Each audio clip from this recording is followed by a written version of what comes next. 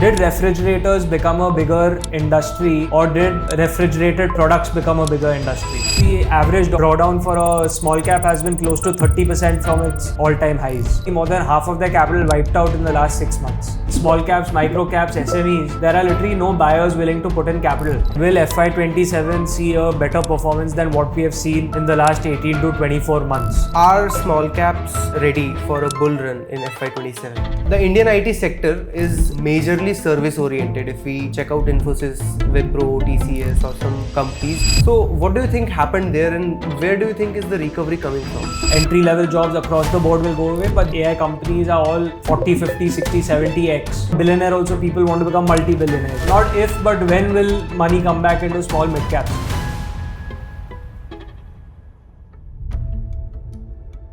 Hi everyone and welcome to Kamaya Kya. In this video, we are going to discuss the current market situations and how are small caps getting shaped for the next FY. And we have Nitya Shah here today with us. So hi everyone, wishing all of you a happy Holi. तो सबका portfolio clearly आज के दिन लाल color का है. So let's figure out that what is currently happening, what are the current circumstances that have led to such a correction, and will FY27 see a better performance than what we have seen in the last 18 to 24 months. So let's just dig into a few pressing issues which largely the market is fearing, and what is on everyone's mind. So let's try discussing each one of those. Alright, so let's start with the current market situations. What is happening right now in small caps and why is it happening? Right. So if you look at it, whenever equity as an asset class is quite lumpy, it's not linear in its performance. So people talk about, say, a 20% CAGR over 10 years. That does not mean that every year you make 20%. So it happens in lumps. It happens in, say you have 2 to 3 good years followed by maybe a down year of 1 year, or, subpar returns for a year or two. So it's important that equity investors understand that it's an up and down kind of journey, and you have to withstand the volatility through the years to really, bear the fruits of equities. So taking this into perspective, we saw amazing performance from, COVID times till around about September 2024, after which the average drawdown for a small cap has been close to 30% from its all-time highs. So you even look at the peak of the BSE small cap index, it's fallen nearly 30% from the all-time high. So in terms of earnings downgrades as well as valuation compressions, of course, the main thing is lower liquidity, which, there's always a flight to safety or better assets in times of uncertainty. So these factors have led to you can talk to any average person's portfolio who's, mainly concentrated into small caps. They would have seen a drawdown of close to around 25 to 30% from the all-time highs. So if you're in a small cap investor and your drawdowns are between 20 to 30%, you've actually done quite well. I know of many investors who've seen nearly more than half of their capital wiped out in the last 6 months. So to just give perspective, this is how brutal the correction has been last few months. And I feel that a lot of negative factors have got priced in. And we've been feeling the same since the last 2 to 3 quarters, but the number of problems have just kept coming up, even though there have been, solutions in the middle here and there. But overall, these things take time, and these are, times where our patience is tested, our psychology is tested. Right. So let's kind of, double click on the FII buying and selling, if you can give some stats on that. So, FIIs, they are at a decadal low, right? At the moment, if you see the amount, even our market cap has increased, but if you just see the percentage of FII holding, it has drastically come down over the years, because there's lots more opportunities in other countries. Like, say, America has the entire AI space doing well for them. China was undervalued last year, that did pretty well. Korea did very well due to, it's quite a concentrated market. But the moment there's profit booking in these markets, I might see a lot of capital come back next year in FY27, where there's a recalibration, basically, that like how there's sector rotation, there's also emerging market rotations. So currently, most investors are all underweight. Foreign investors are underweight on India because they see AI opportunities and all these new hot themes the real beneficiaries or the owners of the IP are all in America or in these other countries that I mentioned. But especially after the Iran war, overnight there's been large falls in the South Korean market also. We saw over a 7% correction overnight. Yeah. So the depth of these markets are not that heavy. India has quite a lot of depth in the market. It's a $5 trillion market cap. So I expect that eventually there will be innovation, there will be a lot of interesting aspects even for the Indian economy, which you will start seeing come back in terms of capital in FY27. So currently in small caps, micro caps, SMEs, there are literally no buyers willing to put in capital. There's lots of dry powder available with mutual funds. You see the cash positions in Indian mutual funds, they still have close to over 1 lakh crores of available liquidity which can be deployed. So they are also, playing it safe. Many AMCs have finally reopened for small cap funds again, which were, rightfully shut also for overvaluation concerns. But net, if you see, this has largely been the picture so far. Right. For FIIs.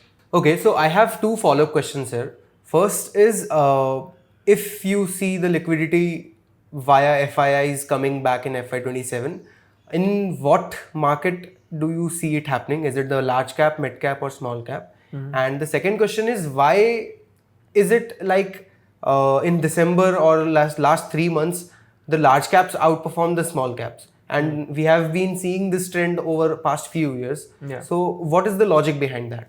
So see, rightfully so, large caps were quite undervalued when small caps were overvalued last few years. So there was a very big shift from large caps to small caps. So few years back, people were all avoiding large caps and moving towards small micro caps.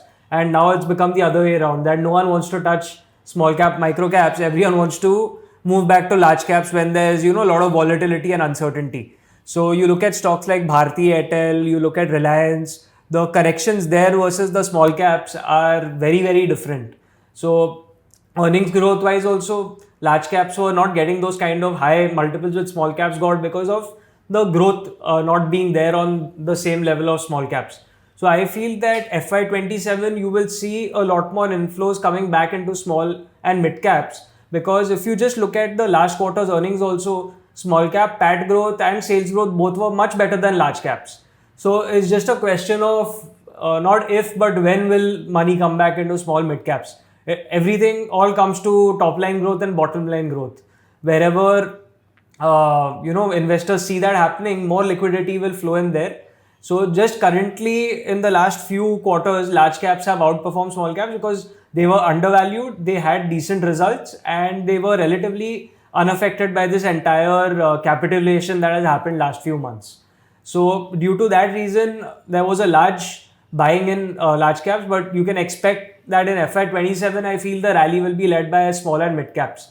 Because there are not so, I think there are barely around about 100 plus companies with over a 1 lakh crore kind of market cap. There's not so many opportunities. Small and mid caps have a lot of depth, and I feel they will be the future large caps. Maybe a handful of them, but not a handful. I mean, maybe a lot of them will become large caps, but it's a question of how much time they take for that to happen. Right. So it all comes down to earnings growth, which should be there in FY27 because you even have a lower base in FY26. Corporate earnings are picking up. Corporate capex, private capex is picking up. We've had the trade deals also come in from not just Europe, US, but also the Middle East.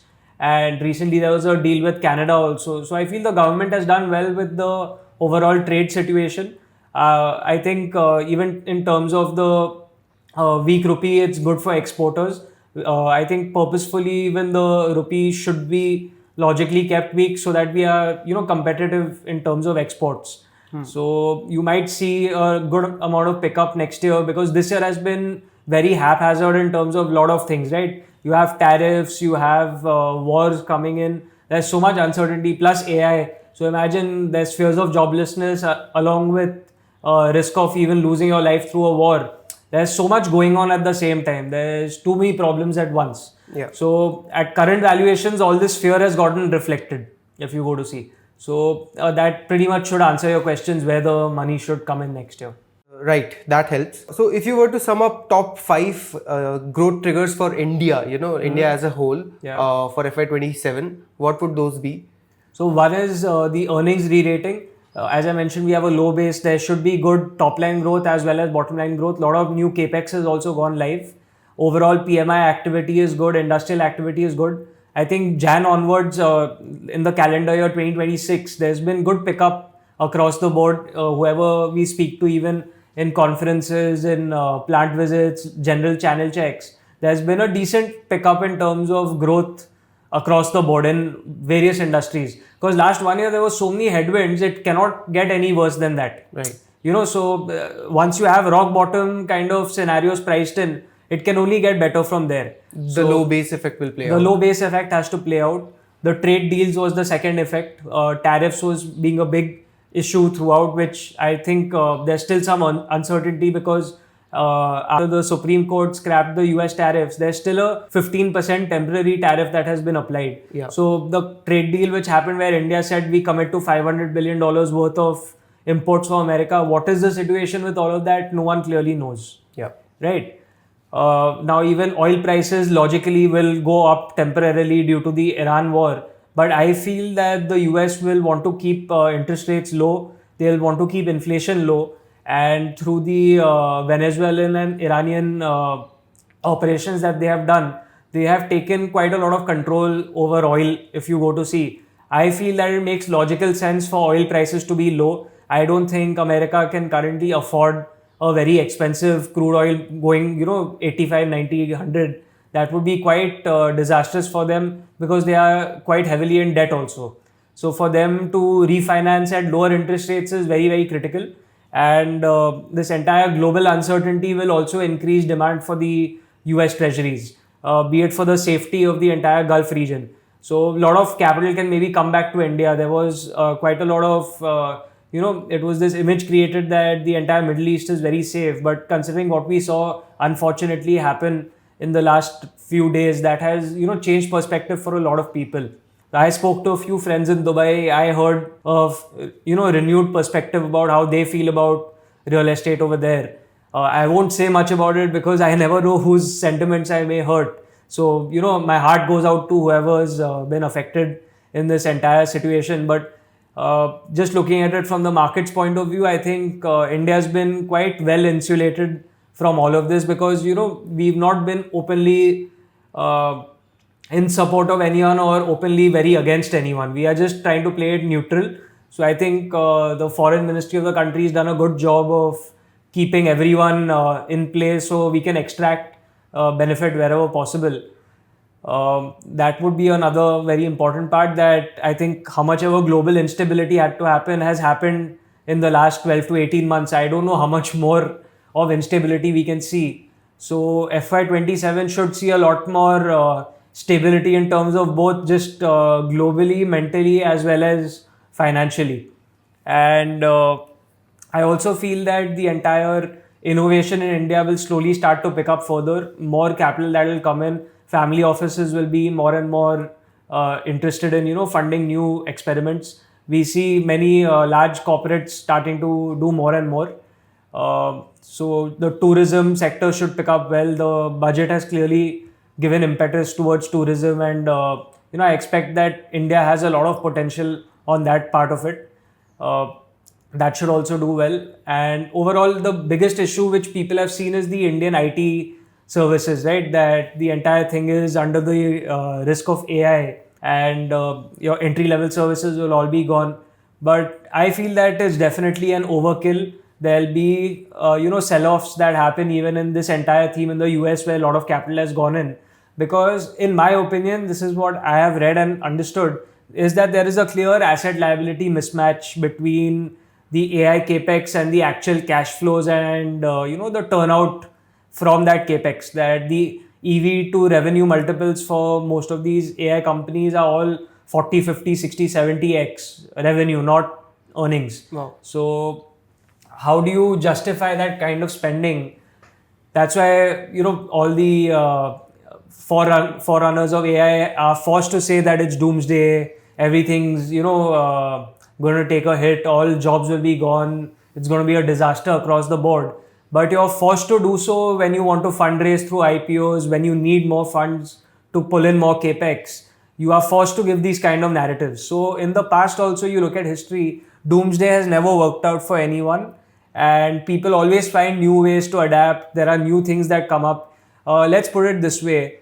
I saw a video of Mr. Chamath, who runs Social Capital. He's one of the early tech investors, seen it all in the tech space. So he said something quite interesting, which even I kind of resonated to.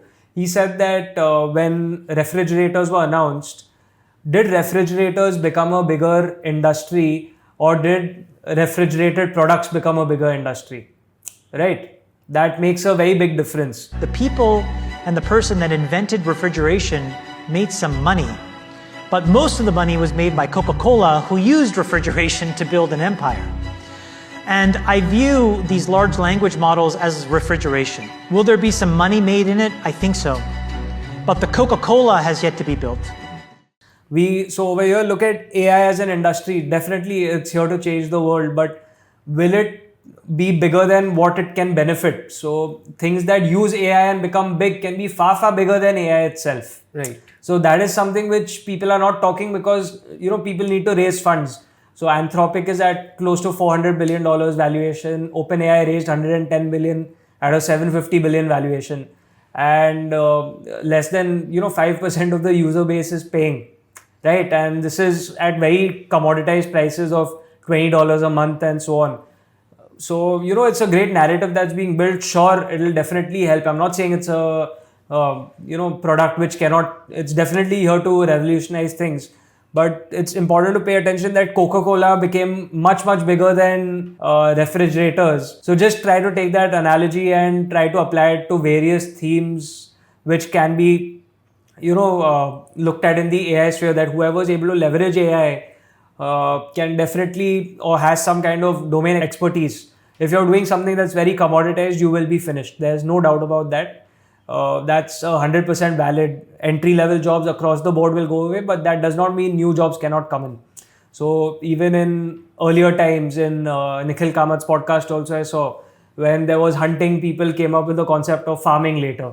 Right? So things evolutionize. Yeah. So AI can only build what has already been built. Humans have the capability of building what has not been built. Right? So we need to see future innovation. Where else can it come in? It's always that, is this time different, right? Everyone keeps asking that, is this time different? So internet also, it was the same thing. That entire dot-com bubble, after that, look at the amount of innovations that have come in. So the human brain is wired in such a way that we are never fully satisfied. We always want more and more inventions. The wants never end. You will never be content. After becoming a billionaire also, people want to become multi-billionaires, right? Right.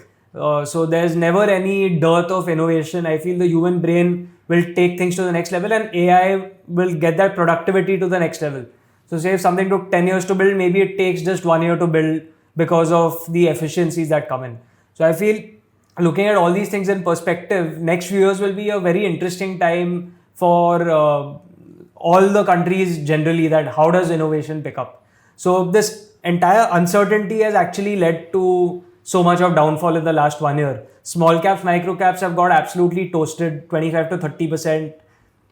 A lot of new governance scandals will also come out. When times are bad, all the kachra comes out, right? So we've seen various things happen in the last 1 year, but that whoever's able to keep their mental resolve right now, able to, manage their emotions, stick to quality companies, look at companies which have, got battered for no reason also, just due to sheer liquidity panic and earnings triggers coming up in FY27, 28. If you're investing in good companies at cheap valuations today, there's no reason why you can't do well in the next 1 or 2 years. I feel that we've got a great opportunity currently at the moment. I don't know how long this entire war-like situation will go on, but my logic tells me that, this has happened time and again. You look at multiple wars, it's given you, actually it's kind of said that wars are like a bottoming out kind of sign of the markets.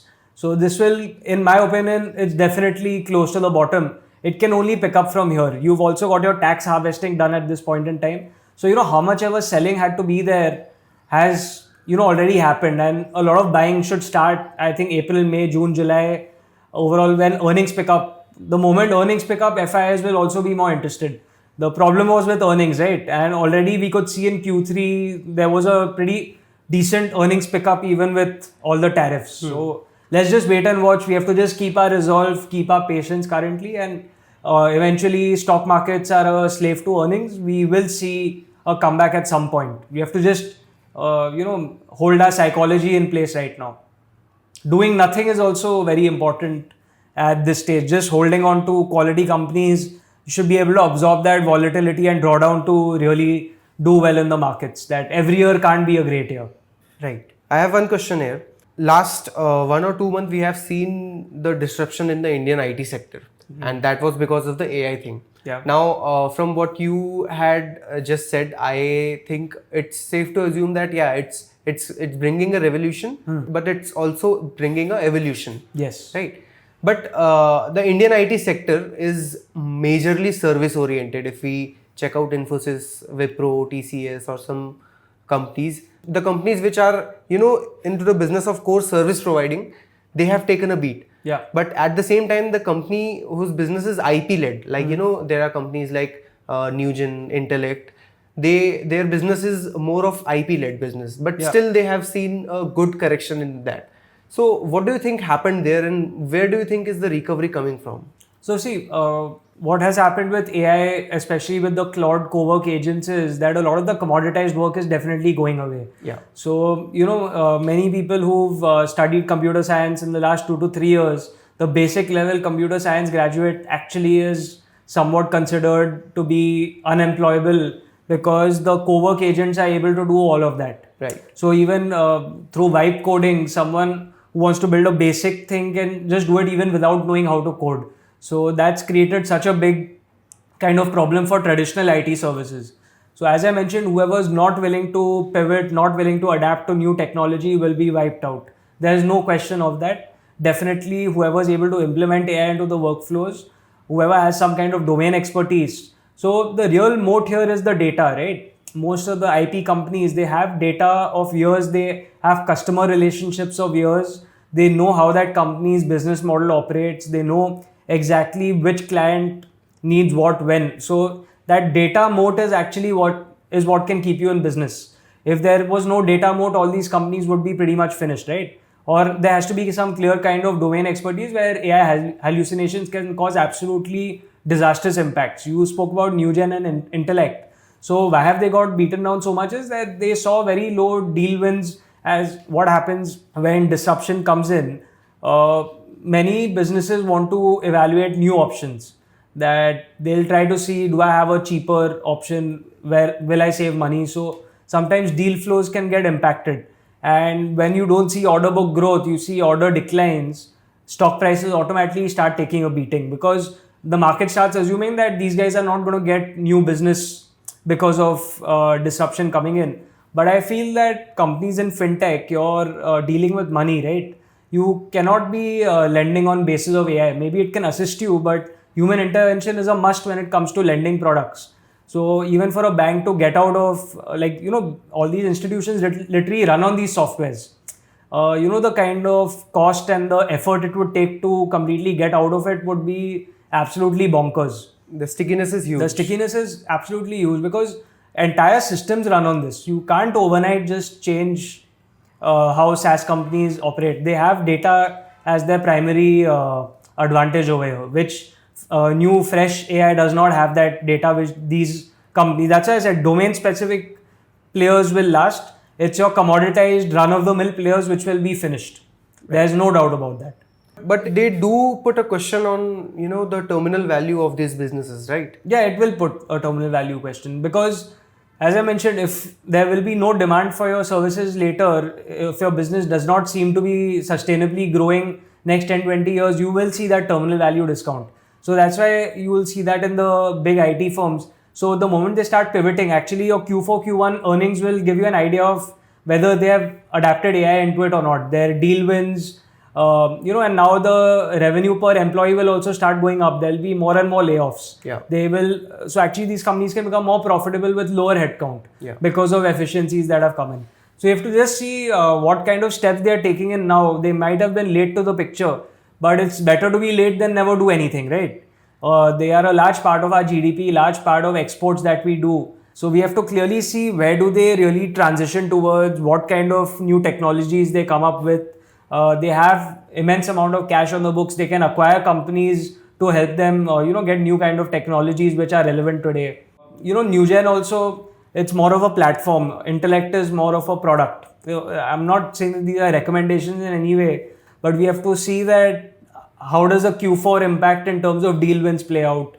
So these things are very important, that domain specific. Like in our last video in Indegene and Ramco, we have clearly explained, right, that Indegene has a healthcare specific moat, Ramco has an aviation specific kind of expertise for SaaS. So these kind of companies can withstand these disruptions. And by the end of it, numbers speak, right? Let's look at the Q4 and Q1 numbers. I might be wrong in my understanding also. So let's see the numbers, and that will give us a clear idea of where we are headed to in the future. Right. So keeping everything in mind, the AI headwinds or tailwinds for India and Indian companies, and the trade deal that we have had, the different free trade agreements that we have had with different nations, which are the sectors do you think should be interesting in FY27? So I feel that, pharmaceuticals definitely looks interesting. I think CDMOs look great. Though the valuations are expensive, I like the space. It's high entry barrier, and many US companies are also shifting manufacturing from, say, China towards India. So it can be a China plus one beneficiary. I feel Indian pharma is, ready to pick up in a good way. So I'm bullish on pharmaceuticals. I feel chemicals have also been in quite a bad cycle last few years. They should see a good recovery wherever there's less dependence on China. So we have a few companies catering to that space. Feel chemicals should do well. Manufacturing is also coming off a good base. We should see capex-led industries do pretty well in the coming year. Largely anything which has seen major falls in this year should start seeing recovery in FY27. So in my opinion, it will be more of a broad-based recovery. I think macroeconomically, India is structurally very strong. There is no real, issues in terms of balance sheets. We are low in terms of leverage also. That's why that's slightly concerning in terms of banking. So I've not really touched banking stocks that much. Right. NBFCs are doing well in terms of AUM, but overall credit appetite, risk-taking appetite in India has to pick up. So you have to try to see that innovation come in. Otherwise, water treatment and anything to do with AI data centers, those stocks will also logically do well. Semiconductors should do well. Power and electrification, cables, all the ancillaries to the AI and data center theme should definitely do well in FY27. Right, that helps. So last question from my side, and then we can wrap it up. Yeah. We have seen a good correction, approximately 1.5 year of correction in small cap after a good bull run from 2022 to 2024. So more like 2020 to 2024. Yeah. So are small caps ready for a bull run in FY27? Yes, I think I wouldn't go as far to say a bull run, but definitely we can see much improved performance in FY27 than we've seen in the last 1.5, 18 months or so. Definitely there'll be a much better performance in terms of earnings, because see, we are not God, we cannot control stock prices. What we can be sure of is in which direction our business is heading towards. Are they going to perform better in terms of profit? That's something which we can analyze. Yeah. Stock prices are decided by the market, and the markets are supreme.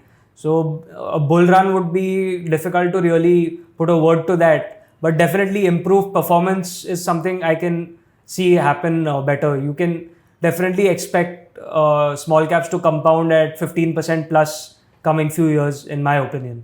All right. So I think that should give all of us a good fresh perspective, and especially in these troubling times, with so much uncertainty, I feel that it's important that we just stay invested, keep hunting for good businesses, and it's important that we prepare for the next improved run by having stocks ready to invest now. So buying in pain is what has always helped. Try to always buy things where no one wants to currently touch them. So those are currently the principles we are looking at, and I'm fully looking to invest in small caps myself. Whatever available liquidity our team members and we have been trying to buy small caps because in bear markets are where your multi-baggers are really, made in the stock market. So when no one wants to touch it, that's when we have to go all in. So definitely, I wish all investors a happy Holi once again, and all the best for a FY27 that's coming up. Thank you.